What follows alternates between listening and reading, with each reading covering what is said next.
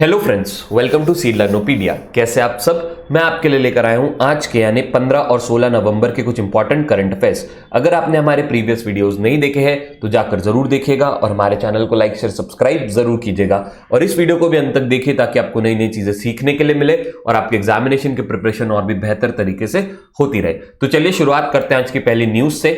आज की पहली न्यूज है Cochin shipyard limited to build India's first hydrogen fuel cell vessel in Varanasi. Cochin shipyard limited जो है इंडिया का पहला हाइड्रोजन फ्यूल सेल वेसल बनाने वाला है जो कि वाराणसी में उसको डिप्लॉय करना है। बनेगा कहां? कोची में, और डिप्लॉय कहां पर होगा? वाराणसी में। दोनों में फर्क होता है, ठीक है। देखिए, एक एमओयू साइन किया गया है inland waterways authority of India का। ये अथॉरिटी इंडिया के अंदर के जो पानी का काम है उसको जो है ध्यान में रख के काम करती है। उसका सारी जिम्मेदारी इनलैंड वाटरवेज की होती है। उन्होंने ऑर्डर दिया है कोचिन शिपयार्ड लिमिटेड को कि आप क्या करिए, पहला हाइड्रोजन फ्यूल सेल बनाइए और उसको कहां पर? वाराणसी में जो है डिप्लॉय करिए। इसकी सीटिंग कैपेसिटी 100 पैसेंजर्स के आसपास की होगी। यहां पर इन्होंने कहा है कि हम लोग हाइड्रोजन फ्यूल यूज करने की वजह से यहां पर क्या होगा, कार्बन डाइऑक्साइड का एमिशन जो है वो कम हो जाएगा। कितना? 250 मेट्रिक टन एनुअली। इतना जो है आपका एनवायरमेंट फ्रेंडली ये बनने वाला है। कार्गो वेसल का यहां पे ग्रीनिंग इस वजह से होगा ऑफ कोर्स, क्योंकि एनवायरमेंट फ्रेंडली, क्लाइमेट फ्रेंडली बनने वाला है। उसके बाद reduction in the usage of fossil fuel, जिसके वजह से आपका जो है एनवायरमेंट फ्रेंडली ये बन जाएगा। बहुत ज्यादा यहां पर ग्रीनरी रहेगी, या फिर आप ये समझ सकते हो कि जो पोल्यूशन जो होता था वाटरवेज में उससे आपको राहत अब मिल जाएगी। और साथ साथ इन्होंने बोला है कि 6 इलेक्ट्रिक वेसल्स भी आपको बनाना है, जिसमें आपको 4 जो है उत्तर प्रदेश में और 2 गुवाहाटी असम में डिप्लॉय करना है, ठीक है। ये सारी न्यूज होगी आपकी वेसल से रिलेटेड। अब आपको पता होना चाहिए कोचिन शिपयार्ड से रिलेटेड और इनलैंड वाटरवेज अथॉरिटी से रिलेटेड। तो कोचिन शिपयार्ड लिमिटेड 1972 में बना है। कोची में इसके हेडक्वार्टर्स है और अभी इसके एमडी और चेयरमैन कौन है? मधु नायर, ठीक है। और इंग्लैंड वाटरवेज के बारे में अगर हम पढ़ते हैं तो 1986 में ये बना है। नोएडा में इसके हेडक्वार्टर्स है और संजय बंदोपाध्याय जो है इनके चेयरमैन है, ठीक है। तो ये सारी चीजें आपको पता होनी चाहिए। चलिए अगली न्यूज पे चलते हैं। अगली न्यूज भी आपकी आ रही है वाराणसी से कि गवर्नमेंट ने लॉन्च किया है वर्ल्ड का लॉन्गेस्ट रिवर क्रूज। देखिए, वर्ल्ड का लॉन्गेस्ट रिवर क्रूज है ये, इंडिया का नहीं है। तो बहुत इंपॉर्टेंट न्यूज है ये, यहां पर मैं स्टार मार्क कर देता हूं कि 4000 किलोमीटर फ्रॉम वाराणसी ये जाएगी। वर्ल्ड की लग्जरियस लॉन्गेस्ट रिवर की क्रूज है जो वाराणसी उत्तर प्रदेश से चालू होकर आसाम के डिब्रूगढ़ तक जाएगी जनवरी 2023 में, ठीक है। ये बनने वाली है पीपीपी मॉडल में, यानी कि पब्लिक प्राइवेट पार्टनरशिप मॉडल। मतलब कुछ गवर्नमेंट करेगी, कुछ प्राइवेट कंपनीज करेगी, दोनों मिलकर ये काम करने वाली है। 50 दिन का ये क्रूज का सफर होगा जो वाराणसी को 10 जनवरी से चालू होकर कोलकाता, ढाका यानी बांग्लादेश से होते हुए कहां पर? बोगीबिल, डिब्रूगढ़ में पहुंचेगा 1 मार्च को। क्रूज का नाम होगा गंगा विलास क्रूज। तो नाम याद रखिए, क्रूज का नाम क्या है? गंगा विलास क्रूज। वर्ल्ड का लॉन्गेस्ट रिवर क्रूज क्या नाम है? गंगा विलास क्रूज। चलिए उसके बाद ये 27 रिवर सिस्टम्स को कवर करेगा, अलग अलग रिवर सिस्टम्स को। 50 टूरिस्ट साइट ये कवर करने वाला है, जिसमें से कुछ कुछ वर्ल्ड हेरिटेज साइट भी है जो कि आपका यूनेस्को डिक्लेयर करता है। यूनेस्को वर्ल्ड हेरिटेज साइट भी इसमें 50 टूरिस्ट साइट को ये कवर करने वाला है। और ये लॉन्गेस्ट जर्नी रहेगी जहां पर क्या होने वाला है? इंडिया के साथ साथ बांग्लादेश का भी नाम हो जाएगा, क्योंकि बांग्लादेश से भी ये होकर गुजर रही है। मैंने बताया आपको, कोलकाता से होते हुए, ढाका से होते हुए फिर असम में ये पहुंचेगी, ठीक है। चलिए, तो 2 वाराणसी की न्यूज बहुत इंपॉर्टेंट, एक वेसल से रिलेटेड और एक क्रूज से रिलेटेड, ठीक है। चलिए नेक्स्ट इस पे चलते हैं। Union bank of India UBI ने लॉन्च किया है यूनियन व्योम ऐप।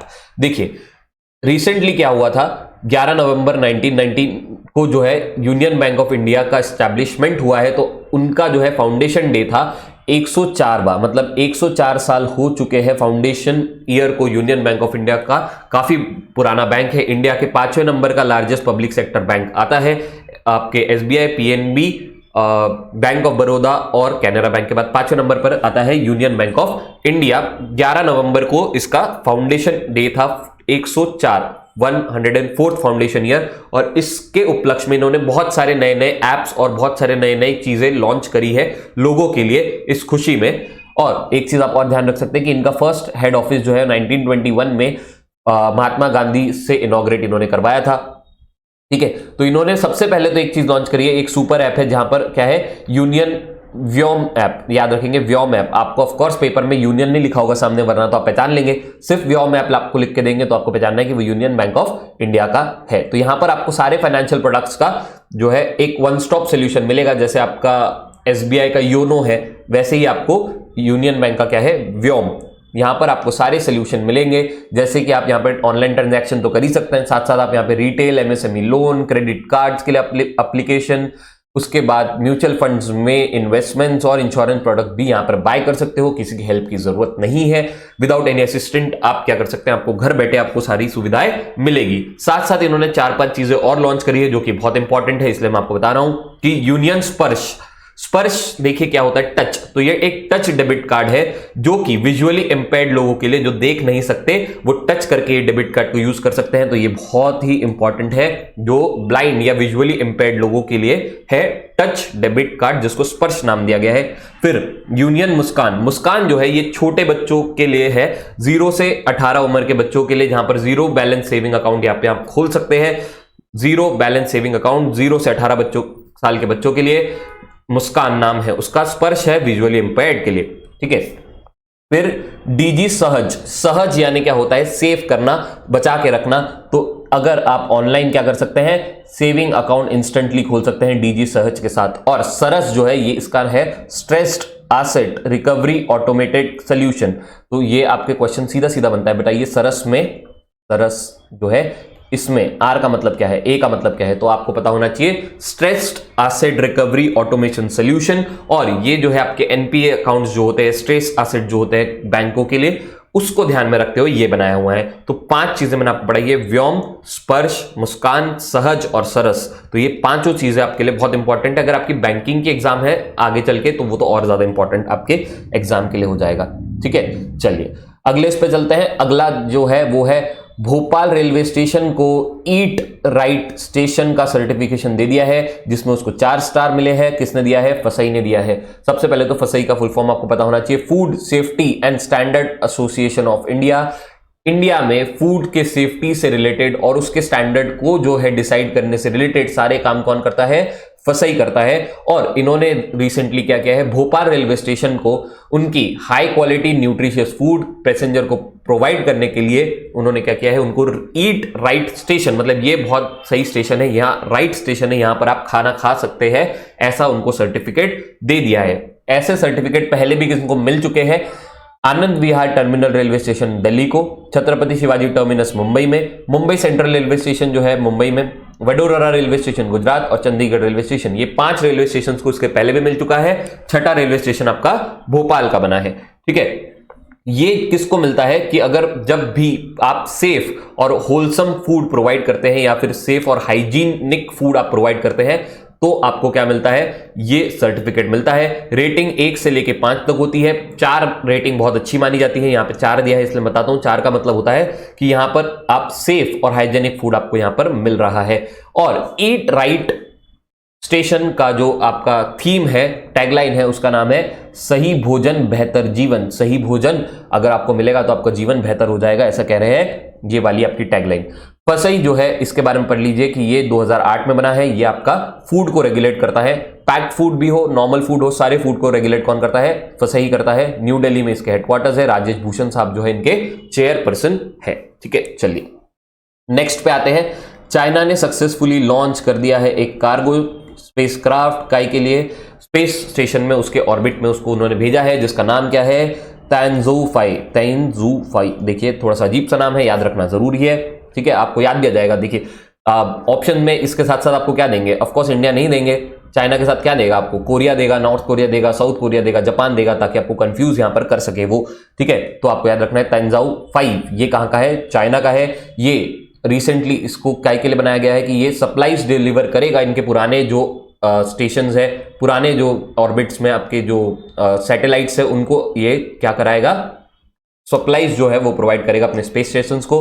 लॉन्ग मार्च 7Y6 रॉकेट से इसको लॉन्च किया गया है और ये 200वां मिशन है 2022 में। इनका 200वां लॉन्च मिशन है किसका, ज़ायांग सैटेलाइट लॉन्च सेंटर, यानी फिर चाइना का, ठीक है। जैसे इंडिया का इसरो का होता है, वैसे ही चाइना का 200वां सेंटर लॉन्च मिशन है 2022 का, मतलब बहुत ज्यादा इन्होंने रिसर्च कर लिया है इस साल।